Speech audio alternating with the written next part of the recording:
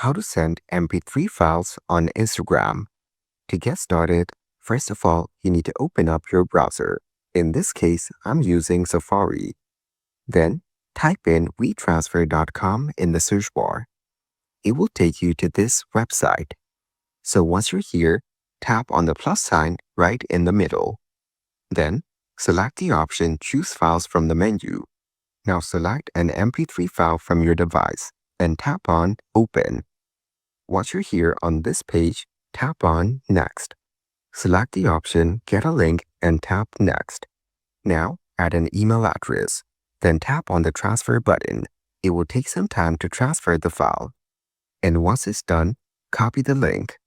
Then, open the Instagram application on your phone. Go over to the chat icon. Now, open a chat from this list.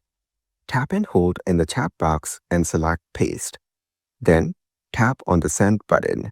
It will share the MP3 version in their chat. So, by following these steps, you can easily send MP3 files on Instagram.